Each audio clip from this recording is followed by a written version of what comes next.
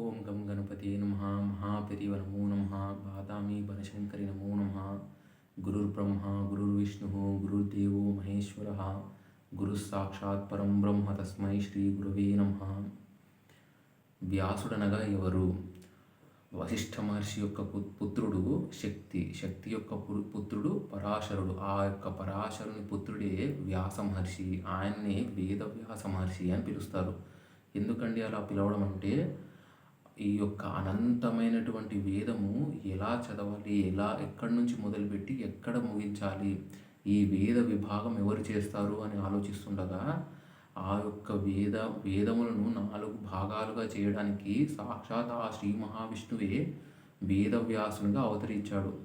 అందుకే వేదవ్యాస అని పేరు. ఆయన అనంతమైన వేదాన్ని 4 భాగాలు చేశాడు.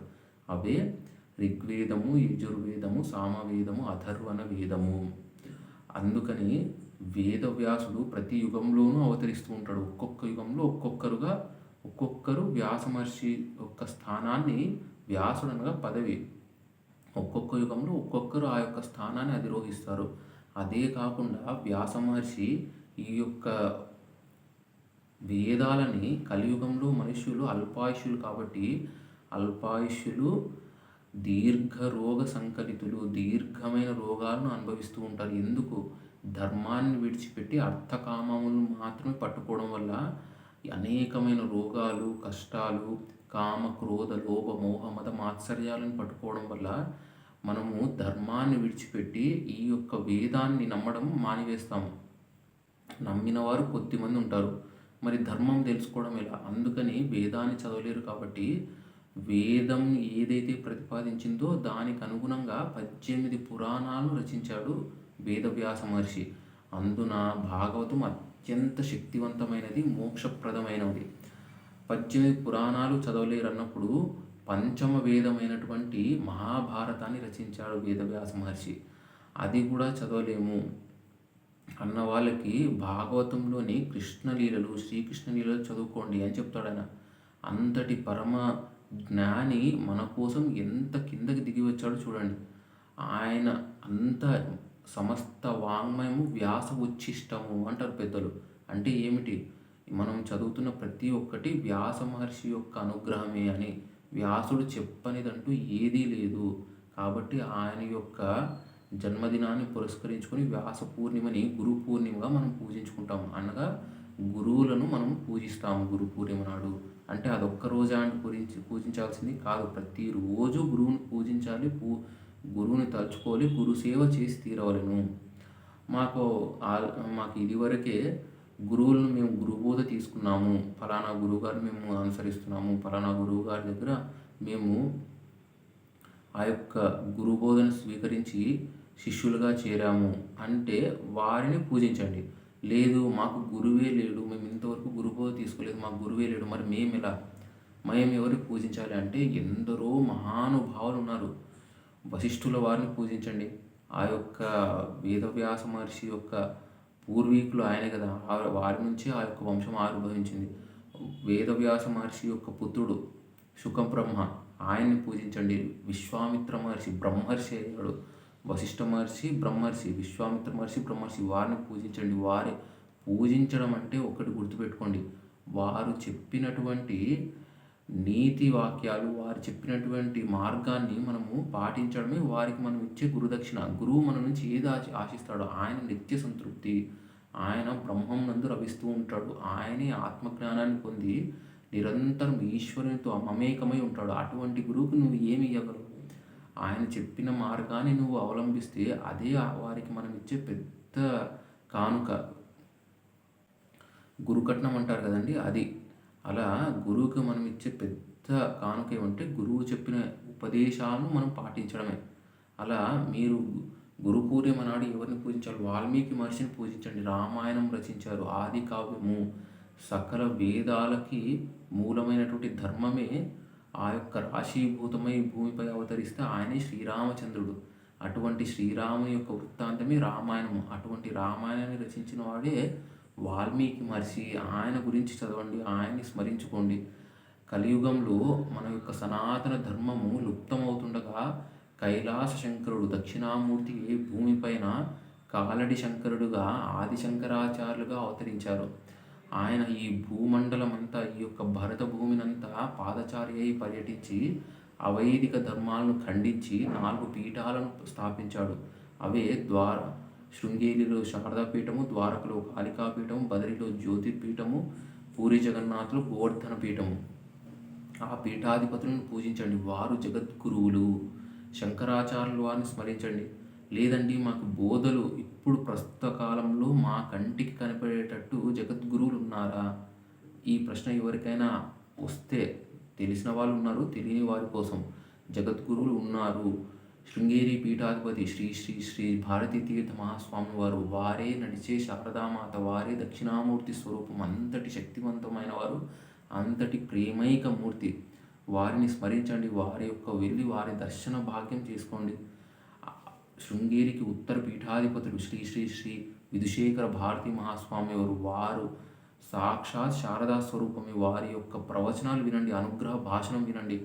ఎంత అనర్గళంగా వారు చెప్తూ ఉంటే మన మనస్సుకు హత్తుకొని పోతుంది. అంతటి జగద్గురువులు, అంత అమ్మవారి ఉపాసన చేసి వారే శారదామాత అయినటువంటి వారు. అటువంటి వారిని పూజించండి, వారి దర్శనాన్ని పొందండి. కంచిపీఠము 68వ పీఠాధిపతులు శ్రీ శ్రీ శ్రీ చంద్రశేఖరేంద్ర సరస్వతి మహాస్వామి వారు నడిచే దేవుడని పేరుగాంచినటువంటి మహావ్యక్తి, మహాపెరివ, మహాస్వామి అని పిలిచేవారు. అటువంటి మహానుభావుని స్మరించండి. ఆయన చేసిన కార్యాలు అనన్య సామాన్యమైనటువంటి, ఆయన పరంపరలో వచ్చిన వారే శ్రీ శ్రీ శ్రీ జయేంద్ర సరస్వతి మహాస్వామి వారు. ఇప్పుడు ప్రస్తుత కంచి పీఠాధిపతులు పుదుపెరివ, తర్వాత బాలపెరివ, ఇప్పుడు ఆయనే మహాపెరివ అయ్యారు. వారే శ్రీ శ్రీ శ్రీ శంకర విజయేంద్ర సరస్వతి మహాస్వామి వారు. ఎంతటి ప్రేమైక మూర్తులు వారు! ఎంతగా మన కోసము వారు యొక్క ఆత్మనిష్ట నుంచి, వారి యొక్క బ్రహ్మజ్ఞానం నుంచి, బ్రహ్మత్వం నుంచి కిందికి దిగి వచ్చి మన కోసమని వారు ఎంతో సులభ మార్గంగా సమస్త వేదముల యొక్క సారాన్ని ఎంతో సులువుగా చిన్న చిన్న వాక్యాల రూపంలో చెప్తారు. వారి యొక్క అనుగ్రహ భాషణాన్ని వినండి. ఇప్పుడు కంచి పీఠానికి ఉత్తర పీఠాధిపతులు శ్రీ శ్రీ శ్రీ సత్య చంద్రశేఖరేంద్ర సరస్వతి మహాస్వామి వారు. వారిని సాక్షాత్ అపర శంకరావతారమే అంటారు. అంతటి శక్తి స్వరూపం వారు. వారిని నమస్కరించుకోండి. ఇప్పుడు మన కంటికి కనిపించే జగద్గురువులు వీరు.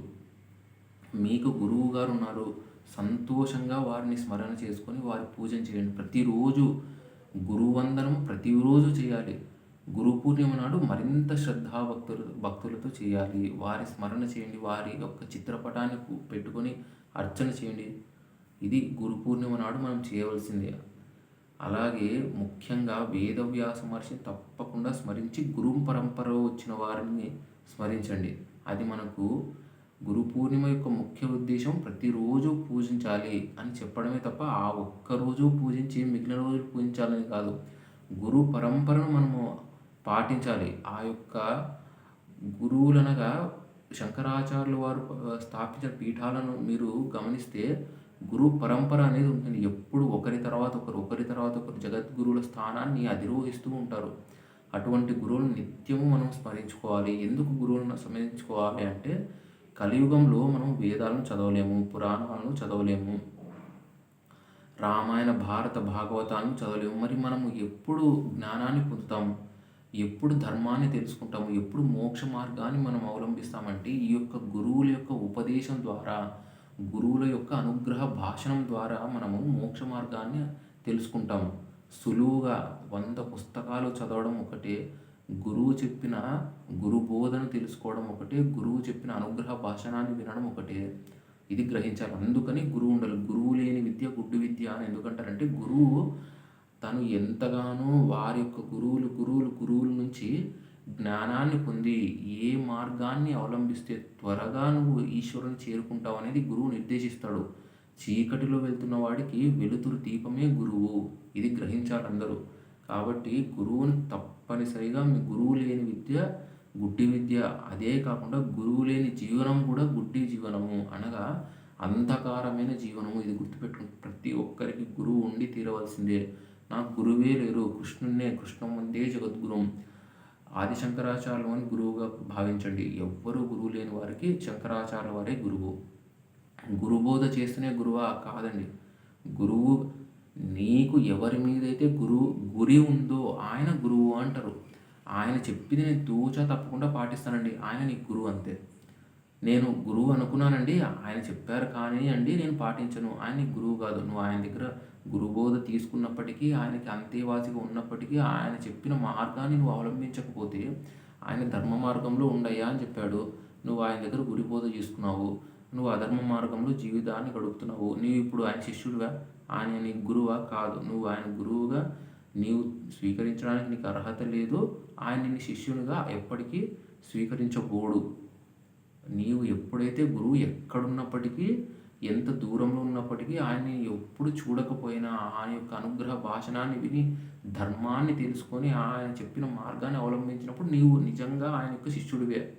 ఇది గ్రహించాలి. గురువు అంటే నా పక్కనే ఉండాలి, లేదా నేను ఆయన దగ్గర గురువు తీసుకుంటేనే ఆయన నా గురువు కాదండి. గురువు అనగా నీకు గురి ఎవరి మీద ఉంటే ఆయనే గురువు. ఇది గ్రహించాలి అందరూ. కాబట్టి మీ యొక్క గురువులను అత్యంత శ్రద్ధాభక్తులతో నమస్కరించుకోండి. ఈ యొక్క గురు పూర్ణిమ నాడు వారి యొక్క అనుగ్రహ భాషని మరొక్కసారి విని మీ జీవితంలో వాటిని పాటించేలాగా చేసుకోండి. అందరికీ గురు పూర్ణిమ శుభాకాంక్షలు. ఓం శాంతి శాంతి శాంతి.